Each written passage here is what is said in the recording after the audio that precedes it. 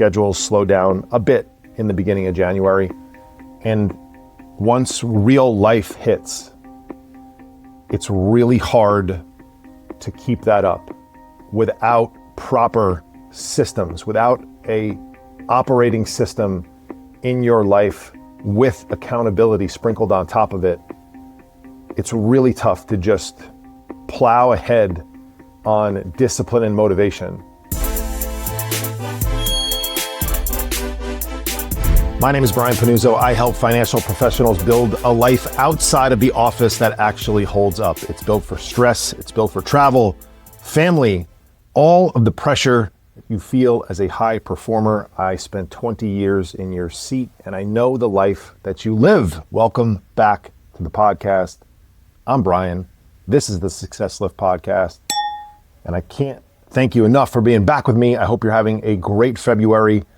I want to get further into a lot of the nitty-gritty and the day-to-day inside of corporate life, because as I've realized, January momentum has waned for many people. We're back to daily stress and pressure and the mixer that we all find ourselves in inside of corporate America. And in the dozens and dozens of conversations that I have on a daily and a weekly basis with men just like you, I hear a fairly similar theme that there was this level of motivation that most people start with the year, this fresh energy. And I'm not talking about the bullshit, New Year's resolutions. I'm talking about people really honestly, truly wanting to do something different and having a desire and having some motivation and now feeling like that's under attack and not quite sure what to do because they've gotten back into the cycle that they're used to. And the danger of that is that it's going to continue and you're going to end up being in the same place that you've been for the past several years, most likely, sadly. I mean, maybe for some of you, the past decade or so, where you have this January bump, this bounce that we all feel and can execute on because schedules slow down a bit in the beginning of January. And once real life hits, it's really hard to keep that up without proper systems, without a operating system in your life with accountability sprinkled on top of it. It's really tough to just plow ahead on discipline and motivation. I pride myself as being somebody who's incredibly disciplined, and I am highly motivated to achieve results in my life from a, let's say, health and fitness perspective, maybe inside of my marriage, pushing myself mentally to break down barriers and limiting beliefs that I've always had about, my circumstances and why my life should be a certain way. And without having those systems, placing these extreme rules into our life, they only work for periods of time, if at all. And what I know, not what I believe, what I know is I'm really, really good at the how. I do a great job with clients that come inside of my ecosystem, showing them what they can do differently. And I tell everyone that works with me that you're going to spend a period of time with me. That could be 6 months. I've had clients who are now with me for over 3 years. It doesn't really matter. I would say that you gotta do what you're doing for a couple of years, whether that's with a coach like me inside of a structured program. That would be helpful, but it doesn't have to be. But it takes you about 6 months to rewire the way that you live your life, that you operate on a day-to-day basis. And a lot of the things that end up compounding massively for us over time are these little things, these little pickups here and there. I'm a huge fan of compound interest. We all understand what that is inside of our portfolios and our bank accounts, but it really is the building blocks of any change in our life. It's the little things that we do that are compounding over time, especially for somebody like you who quite frankly just doesn't have the time to completely overhaul your workday or your weekend or your morning or evening routines. You have things that you need to do. You can't have a 2-hour morning routine when you have to be at your desk at 7 a.m. and you have a 60 plus minute commute and you have personal obligations as a husband or a father, and you've also worked a 10 to 12 hour workday and then have that commute, or maybe have a drink or two with a client, or have to pop into a work event right after, before you hit the train, before you get back in the car and head home to do the things that you really want to do. And so yes, there are tons of low-hanging fruit in the mornings, in the evenings, and on the weekends. And those are 3 places that we attack pretty quickly with the executives inside of our program. But the mountain in front of you that doesn't move very often is the 10, 12, or more hours per day that you are doing what you do for a living, sitting at your desk, working. And so I thought some great underrated health stuff, tips, how-tos inside of the office, especially as we are really highlighting the flaws inside of most corporate wellness programs. They don't actually build programs inside of corporate America, at least the ones that I've been a part of and the ones that I'm aware of, that survive real life, that hold up to the test of your actual life.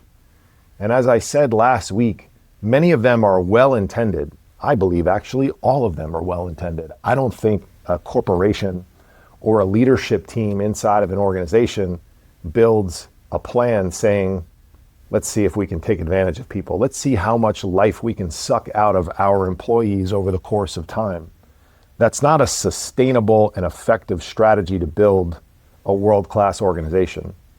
And so I thought about, there's like 5 or 6 of them here. I jotted them down. So you might see me, if you're on YouTube, look down at the notes every once in a while.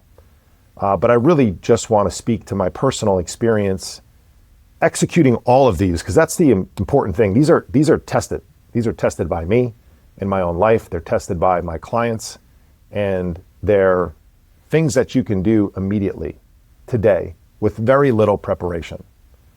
And so the first one that we always have our clients do inside of the office, and a familiar theme that you'll hear from me very often, is we got to get you moving more. Now, the presumption that many of you have is that you sit at a desk job, you have a desk job, you sit most of the day. And so you say things immediately to yourself like, Brian, that's a great idea, but you don't understand my life. This is the snowflake syndrome that everybody has. Yes, that sounds like a good idea, but for me and my unique life, you don't understand. Yes, I do. I have 60 plus individuals working with us right now inside of my program. I've worked with hundreds of people just like you. I've talked to thousands of people just like you. I was you. And so I do know. And so these little things that you can do, you can park further away if you drive. I used to park on top of the Port Authority in Midtown Manhattan, all the way on the west side, for those of you who know New York City. My last office was on 45th Street between 5th Avenue and Madison Avenue. Those of you who know Midtown Manhattan know that that's a reasonable walk. It's about a 15-minute walk or so, about a mile. And so why I did that was 2 reasons. One, selfishly, was I wanted to beat New York City traffic getting into all the bridges and into the tunnels and on the bridges. And the parking garage that I parked at allowed you to just drive down a ramp that all the Port Authority, New Jersey Transit buses would leave and go right into the tunnel. So there was a benefit there of just being able to get in my car and shoot right down the ramp. And yes, you hit some traffic, but you didn't hit all of the jug handle traffic trying to get onto and into all of the tunnels. But it built in 2 15-minute walks for me each day, once in the morning, once at night. For those of you who know step math, that's 3,000 steps added to your day right there. So if you're somebody who drives to your office Maybe you can't park a mile away because you park in an actual office building parking lot, but can you, generally speaking, can you park a little further away? Can you take a couple of laps around the parking lot, around the building? Can you go get a coffee a little bit further away? Can you take a few laps after you've gotten your morning coffee before you walk in? Because as soon as you walk in and sit down, it's on. I totally get that. You're not going to go take a 10-minute walk break, 15-minute walk break, 30 minutes into your morning. So you need to start to build some of these things in before the chaos of the day starts to pick up. Another thing that I would do during the day is I would pace on calls. You hear me talk about that a lot. If you're an OG of the podcast, you could be pacing more on your calls. Everybody has at least one call per day that they don't need to be sitting at their desk. Maybe that's a client catch-up that doesn't require you to be in front of the computer. Maybe you're just lapping around your office space for a little bit. I worked on a trading floor. The trading floor was usually a large space, and I could do laps up and down the floor around the different rows of people. You can use a bathroom that's 200 yards away. I had 2 bathrooms on my floor at UBS in Midtown Manhattan. I happened to sit arm's length from one of them, which is good news and bad news. Good news when you got to get up and get in there quickly. Bad news because everybody is walking in and out of it all freaking day long. There also was a bathroom 200 yards down the row from me. And so when I had more than 37 seconds to go pee, I would walk down there. I would go to a pantry or a kitchen on another floor. I would take the stairs in between office floors instead of jumping on the elevator.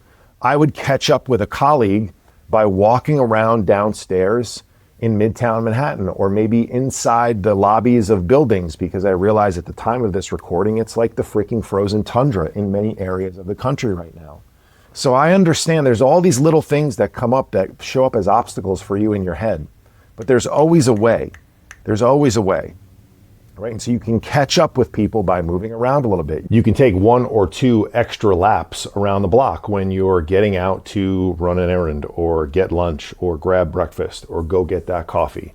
Think about small ways that you can add movement throughout your day instead of the default setting, which is I sit all day. My job requires me to sit, because that's typically what most people believe. And every single person that I've ever worked with, we've developed ways for them to move more. Look, some people I work with are just stuck at the desk for most of the day.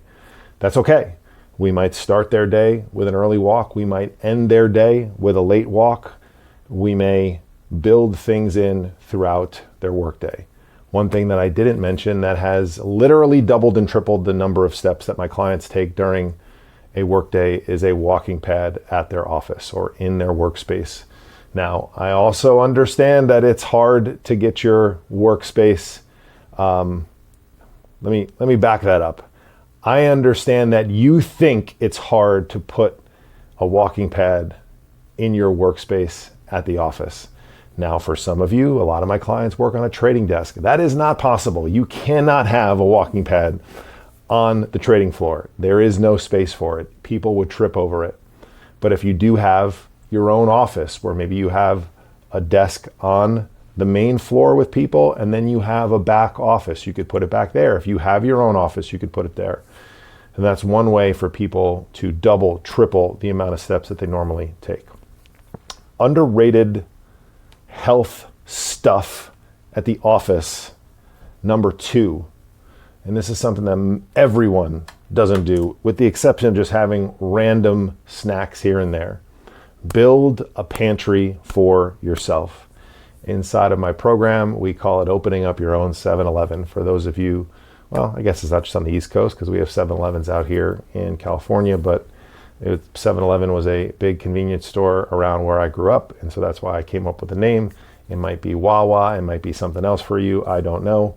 But think about the types of things that you might run into a convenience store to grab that also aligns with being relatively healthy, because there's lots of things in convenience stores that are not, but we want to have a lot of these things around us on a frequent basis. I used to keep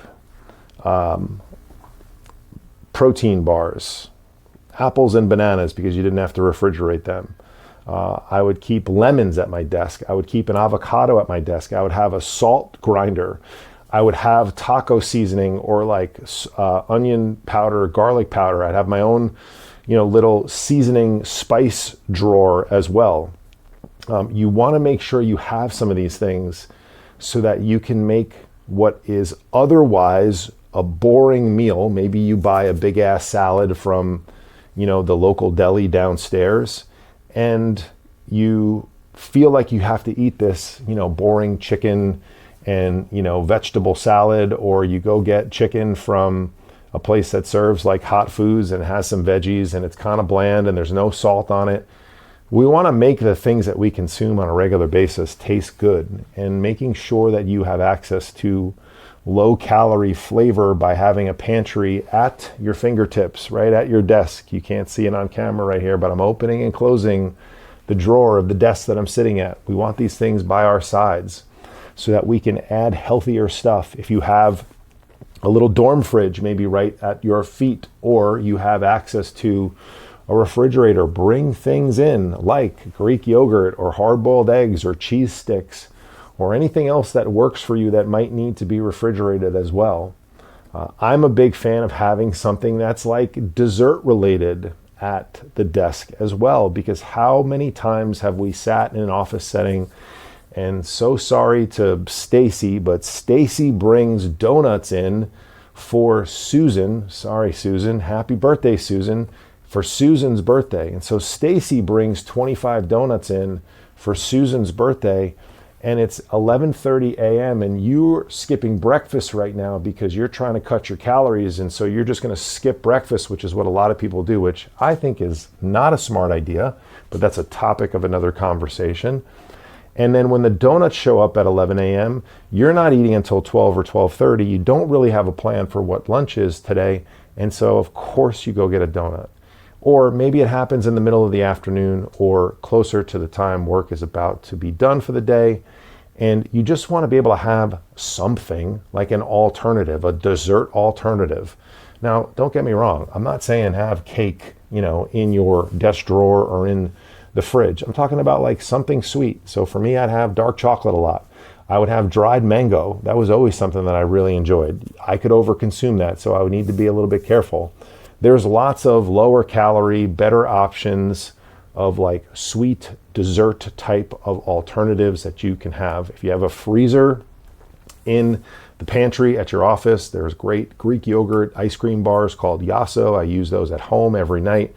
While I don't think you need to be eating, ice cream bars at work, if it's something that's going to save your ass from eating a 450 calorie slice of cake for Susan's birthday or a bunch of donuts, then it is worthwhile to expend those 100 calories eating those. And so make sure you have alternative, because realize there's going to be environments that you are not in control of during your work week, and you want to have a plan in place for that.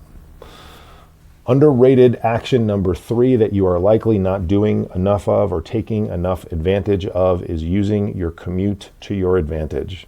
Now, the default for many people's commutes are scrolling, listening to radio, maybe if you're taking a train, grabbing some beers for you and a couple other guys on the way home and just having some beers and shooting the you-know-what.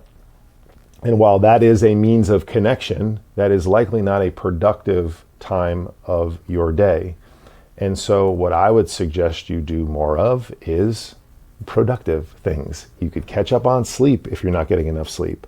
You can meditate a little bit. You can call a friend. You can listen to a podcast. You can read a book. You can listen to an audiobook. You can watch productive YouTube clips. You can educate yourself. And here is a revolutionary idea. You can have some white space where you turn off electronics, you don't have any inputs, and you just sit there and think. Maybe you stare out the window if you're on a train or a bus. Maybe you just kind of zone out but still stay focused on the road if you're driving. but it is a massively impactful time for you. And realize most of us have 45 or 60 minutes sometimes each way as part of your commute. I have clients that have 90-minute commutes. They need to find time to do more things in their day, and this is one way that we can take advantage of it. So catch up on work for sure. Get a little bit of extra sleep. Get your meditation session in. Listen to that mental performance podcast that's helping you grow, plant seeds in your mind, right? And like get the weeds out of the garden for yourself. Educate yourself.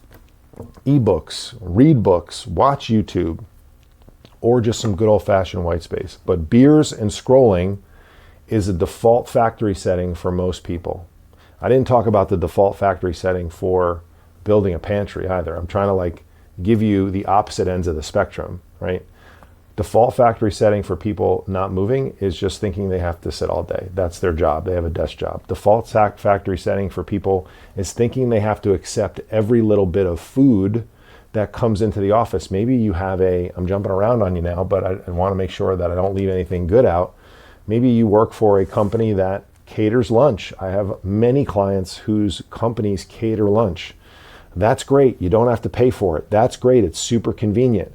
But oftentimes it's not totally ideal to what it is you are looking for in order to achieve the goals that you have. And the factory setting that we have, the default setting, is that we just have to accept it. You don't have to accept it. You do not have to accept anything in your life if you don't want to. You haven't accepted a life of mediocrity when it comes to your finances, when it comes to where you live, when it comes to the vacations you go on, when it comes to the cars that you drive. You're not driving a Hyundai around because it's a car. It gets you to point A, from point A to point B, just like the Range Rover does. But you're not driving that. And so you don't have to accept factory default settings in other areas. The fourth thing that people don't do enough of, all right, they don't have go-to options for food. We talked a little bit about food with the building your own pantry, but they don't have go-to options. There were 2 places that I would go get lunch from at each office that I worked at. There are 2 places, maybe just 1 place, to be fair, where I would get breakfast. To me, like, I'm eating the same thing for breakfast every day, like with slight variations. And that is also a massive key. The time of this recording, I just talked to a prospective client who has told me he's on a meal plan in which he's eating the same meal every day for the last 9 months for breakfast, lunch, and dinner. Like, that's the plan. I'd want to jump off the roof of the building if that was my plan, personally. If that works for you, great. But like, your life is not designed to eat the same things. Your schedule is not designed to eat the same things. You can't go to the weekend tournament that you're at and be like, yeah, I'm supposed to have grilled chicken and green beans for lunch today. I mean, I guess you could bring your Tupperware container, but wouldn't you rather have tools to know that you could go to Jersey Mike's or Chipotle or Chick-fil-A and order 1 or 2 things and still not blow your day up? You are going to go to a function after work probably multiple times this week. Wouldn't you like to have some tools in place to know what you can do? So having some go-to options earlier in the day gives you that flexibility for later in the day. That's huge, because we want to reserve and build some of our days around some of these experiential moments. And maybe they're not experiential, but they're just moments that are outside of your control a bit more. And so if they're outside of your control, we have to allow for a little bit more cushion. And so, again, making sure we can get militant with a couple of meals a day sometimes really does give us that optionality on the back end. But if we're just talking about Monday, Tuesday, Wednesday, Thursday, like, just eat pretty much the same things. Again, I'm not saying you have to have the same exact thing every day. Now, in my new life where I work from my office in my home, I cook meals and I get meals in my kitchen as opposed to going downstairs to a deli or, a fast casual place in New York City. And so I eat most of the same things, and I just switch it up here and there. I might have turkey in my egg white, low-fat cheese scramble. I might have grilled chicken in another day. 2 days ago or 3 days ago, whenever it was, I had leftover steak from the night before. I put that in my eggs. Sometimes I have sourdough toast. Sometimes I have Ezekiel toast. Sometimes I have a bagel. Sometimes I don't have any. I eat different kinds of fruit, but I'm always eating fruit throughout the day. And so it's like slight variations of the same thing. As long as I know that I need to hit, roughly 40 grams of protein, 50 grams of protein in a meal, I'd like to get some fiber in. How do I do that? Educate me on how I do that. That's what we do so that you can go out into the world and live your life and still get results when you're not on the meal plan. So stop having random stuff.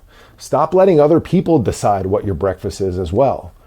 The guy who sits next to you says he's going to get a breakfast burrito. Do you want one? Like, you're an adult. The answer is no.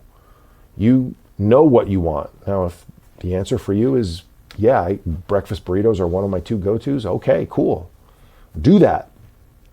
But stop allowing people who make decisions for themselves and just want to loop you in, stop allowing them to influence you by having go-to moments for yourself.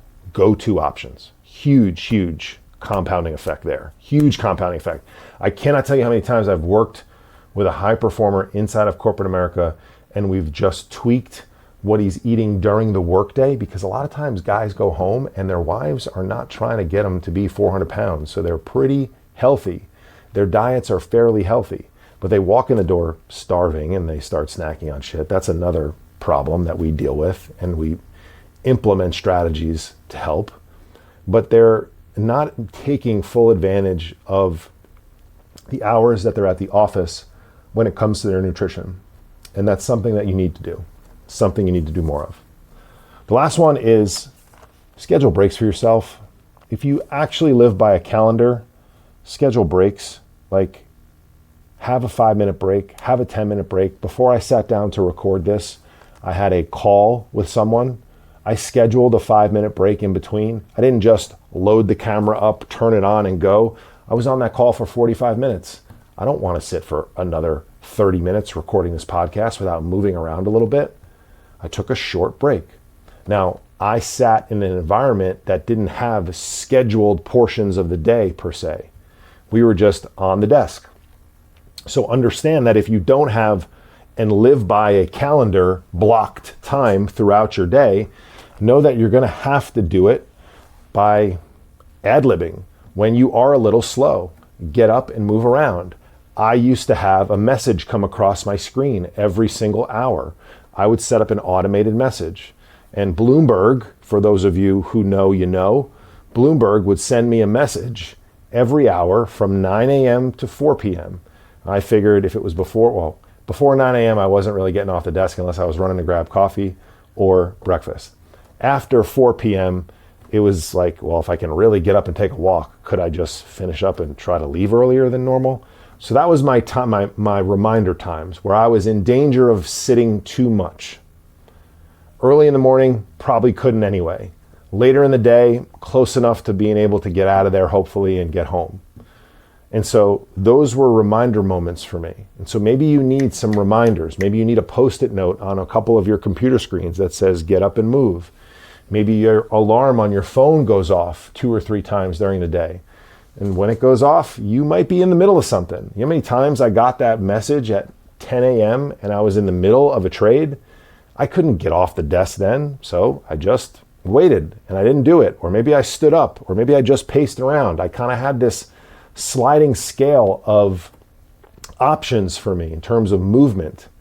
It was everything from just literally standing up and touching my toes and pulling my heels back to my butt and stretching my quads a little bit because I couldn't move because it was very busy, to pacing up and down the row in a 10-foot radius, to maybe jumping into a conference room and doing a few laps around, going downstairs, just getting outside the building into the noise and the hustle of New York City, walking up and down 45th Street. And every once in a while, unfortunately, it was so damn slow that I was able to take a legit 20-minute walk around Midtown Manhattan. And so for you, you got to figure out what that is. That's something that we would help you customize. We would understand where you work. What are the options? Is there a big parking lot? Do you walk downstairs onto a highway? Yeah, then you probably can't walk around. The point is you got to figure out what you have and what works for you, but you got to schedule these breaks. If you don't schedule them, they won't happen. I know you know this, but they won't happen. They need to be scheduled, either on your calendar or with constant reminders of these automated messages that are pattern interrupters, as I like to say. It interrupts the alarm now. So I'm on my phone so much, the alarm goes off and pattern interrupts me. All right? The message pops up and pattern interrupts. If you have an assistant, ask for help. Have them come into your office and be like, I haven't seen you move in an hour and a half. Why don't you get up and take a short walk? The people around us want us to help. Get an accountability buddy. I've worked with clients who've had walking buddies at the office. One of them grabs the other one. Hey, you want to go get want to go get a 5-minute walk in? Catch up with someone. You're not on staring at your phone too. It's great. Human connection. Super, super important. And if you do control your calendar, schedule these little breaks in. Going from call to call to call will make you far less productive and far less effective as an employee.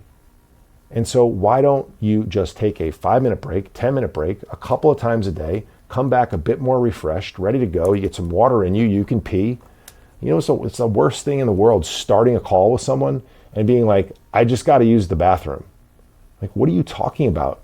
You haven't had enough time. You haven't scheduled your time to be able to go use the restroom or to eat food. Like, what does that tell? That tells me that you don't give a shit about your personal life. So if you find yourself constantly apologizing to your next call or your next meeting for doing basic human needs, like relieving yourself and fueling yourself, you got real problems that need to be dealt with. You have structural problems in your workday that need to change. And that's what we help clients do.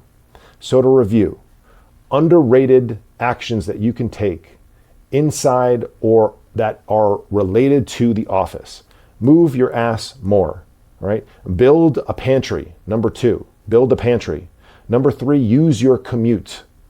Number 4, have go-to food options for yourself for specifically breakfast and lunch. Snacks would also be a great idea as well. And lastly, schedule breaks. Listen to a podcast. Maybe like this one. Maybe you're listening to a podcast on a quick break, taking a 10-minute walk, eating a snack from your pantry that you have at your desk. That would be the holy trinity that makes me super happy. If this message resonated with you, we help executives like you customize their lives by inserting an operating system so that their busiest days feel like a normal day. Their busy days, which is basically every day, does not disrupt their personal routines. You have to start treating your personal life with the same care, intention, structure, and planning that you do your professional life. When you do, you will begin to get epic results. If this is a conversation you would like to explore more, you can reach me at brian@thesuccesslift.com, or you can text me 917-709-4283. I would love to have a conversation with you. I appreciate you. We'll see you back here next week.